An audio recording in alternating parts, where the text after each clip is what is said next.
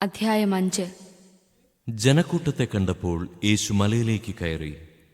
അവനിരുന്നപ്പോൾ ശിഷ്യന്മാർ അടുത്തെത്തി. അവനവരെ പഠിപ്പിക്കാൻ തുടങ്ങി. ആത്മാവിൽ ദരിദ്രരായവർ ഭാഗ്യവാന്മാർ, സ്വർഗരാജ്യം അവരുടേതാണ്. വിലപിക്കുന്നവർ ഭാഗ്യവാന്മാർ, അവർ ആശ്വസിപ്പിക്കപ്പെടും.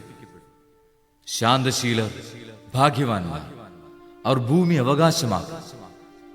നീതിക്കു വേണ്ടി വിശക്കുകയും ദാഹിക്കുകയും ചെയ്യുന്നവർ ഭാഗ്യവാന്മാർ, അവർക്ക് സംതൃപ്തി ലഭിക്കും.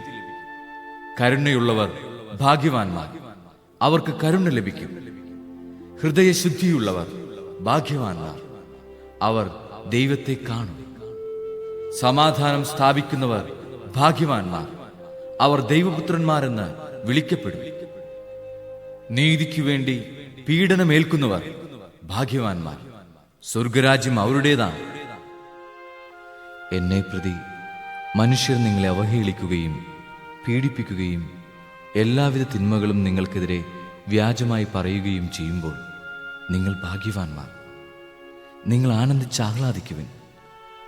സ്വർഗത്തിൽ നിങ്ങളുടെ പ്രതിഫലം വലുതായിരിക്കും.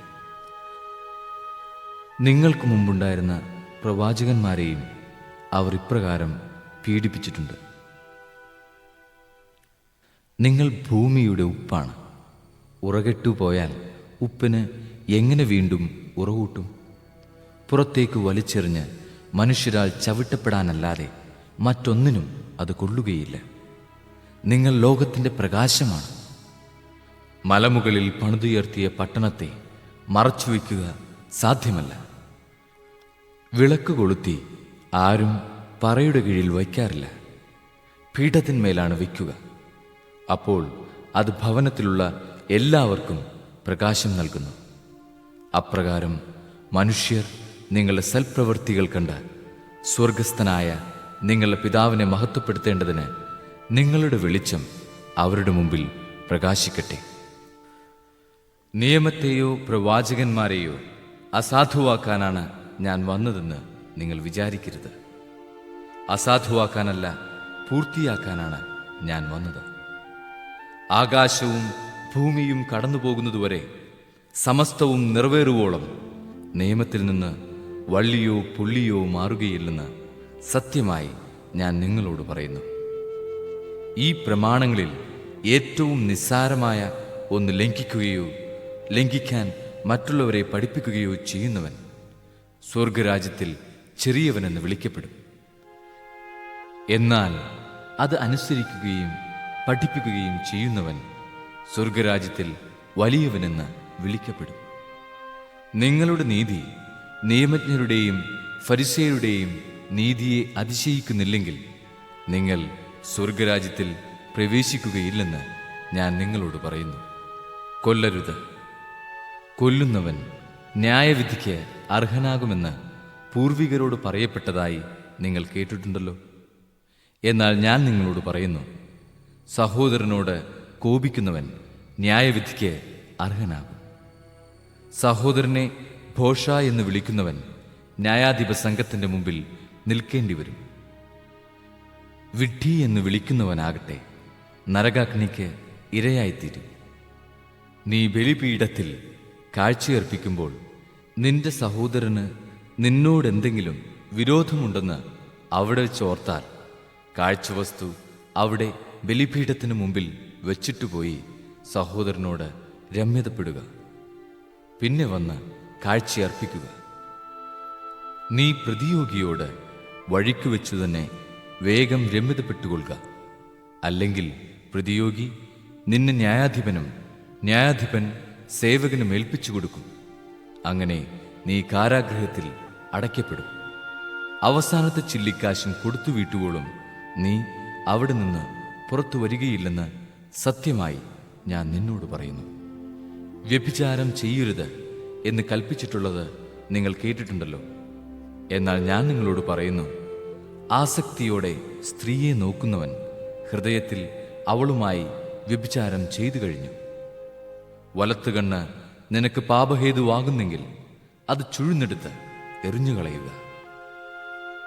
ശരീരമാകെ നരകത്തിലേക്ക് എറിയപ്പെടുന്നതിനേക്കാൾ നല്ലത് അവയവങ്ങളിലൊന്ന് നഷ്ടപ്പെടുകയാണ്. വലത്തുകരം നിനക്ക് പാപഹേതുവാകുന്നെങ്കിൽ അത് വെട്ടി ദൂരെ എറിയുക. ശരീരമാകെ നരകത്തിൽ പതിക്കുന്നതിനേക്കാൾ നല്ലത് അവയവങ്ങളിലൊന്ന് നഷ്ടപ്പെടുകയാണ്. ഭാര്യയെ ഉപേക്ഷിക്കുന്നവൻ അവൾക്ക് ഉപേക്ഷാപത്രം കൊടുക്കണമെന്ന് കൽപ്പിച്ചിട്ടുണ്ടല്ലോ. എന്നാൽ ഞാൻ നിങ്ങളോട് പറയുന്നു, പരസംഗം നിമിത്തമല്ലാതെ ഭാര്യയെ ഉപേക്ഷിക്കുന്നവൻ അവളെ വ്യഭിചാരിണിയാക്കുന്നു. ഉപേക്ഷിക്കപ്പെട്ടവളെ പരിഗ്രഹിക്കുന്നവനും വ്യഭിചാരം ചെയ്യുന്നു. വ്യാജമായി ആണയിടരുത്. കർത്താവിനോട് ചെയ്ത ശപഥം നിറവേറ്റണമെന്ന് പൂർവികരോട് കൽപ്പിച്ചിട്ടുള്ളതായി നിങ്ങൾ കേട്ടിട്ടുണ്ടല്ലോ. എന്നാൽ ഞാൻ നിങ്ങളോട് പറയുന്നു, ആണയിടുകയേ അരുത്. സ്വർഗത്തെക്കൊണ്ട് ആണയിടരുത്, അത് ദൈവത്തിൻ്റെ സിംഹാസനമാണ്. ഭൂമിയെക്കൊണ്ടും അരുത്, അത് അവിടുത്തെ പാദപീഠമാണ്. ജെറൂസലേമിനെ കൊണ്ടും അരുത്, അത് മഹാരാജാവിൻ്റെ നഗരമാണ്. നിന്റെ ശിരസിനെ കൊണ്ടും ആണയിടരുത്, അതിലെ ഒരു മുടിയിഴ വെളുപ്പിക്കാനോ കറുപ്പിക്കാനോ നിനക്ക് സാധിക്കുകയില്ല. നിങ്ങളുടെ വാക്ക് അതേ അതേ എന്നോ അല്ല അല്ല എന്നോ ആയിരിക്കട്ടെ. ഇതിനപ്പുറമുള്ളത് ദുഷ്ടനിൽ നിന്ന് വരുന്നു. കണ്ണിനു പകരം കണ്ണ്, പല്ലിനു പകരം പല്ല് എന്ന് പറഞ്ഞിട്ടുള്ളത് നിങ്ങൾ കേട്ടിട്ടുണ്ടല്ലോ. എന്നാൽ ഞാൻ നിങ്ങളോട് പറയുന്നു, ദുഷ്ടനെ എതിർക്കരുത്. വലതു കർണത്തടിക്കുന്നവന് മറ്റേ കർണം കൂടി കാണിച്ചു കൊടുക്കുക. നിന്നോട് വ്യവഹരിച്ച് നിന്റെ ഉടുപ്പ് കരസ്ഥമാക്കാൻ ഉദ്യമിക്കുന്നവന് മേലങ്കി കൂടി കൊടുക്കുക. 1 മൈൽ ദൂരം പോകാൻ നിന്നെ നിർബന്ധിക്കുന്നവനോടുകൂടെ 2 മൈൽ ദൂരം പോകുക. ചോദിക്കുന്നവന് കൊടുക്കുക. വായ്പ വാങ്ങാൻ ഇച്ഛിക്കുന്നവനിൽ നിന്ന് ഒഴിഞ്ഞു മാറരുത്. അയൽക്കാരനെ സ്നേഹിക്കുക, ശത്രുവിനെ ദ്വേഷിക്കുക എന്ന് പറഞ്ഞിട്ടുള്ളത് നിങ്ങൾ കേട്ടിട്ടുണ്ടല്ലോ.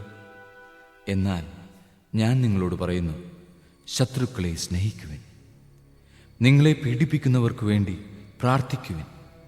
അങ്ങനെ നിങ്ങൾ നിങ്ങളുടെ സ്വർഗസ്ഥനായ പിതാവിൻ്റെ മക്കളായിത്തീരും. അവിടുന്ന് ശിഷ്ടരുടെയും ദുഷ്ടരുടെയും മേൽ സൂര്യനെ ഉദിപ്പിക്കുകയും നീതിമാന്മാരുടെയും നീതിരഹിതരുടെയും മേൽ മഴ പെയ്യിക്കുകയും ചെയ്യുന്നു. നിങ്ങളെ സ്നേഹിക്കുന്നവരെ നിങ്ങൾ സ്നേഹിച്ചാൽ നിങ്ങൾക്കെന്ത് പ്രതിഫലമാണ് ലഭിക്കുക? ചുങ്കക്കാർ പോലും അതുതന്നെ ചെയ്യുന്നില്ലേ?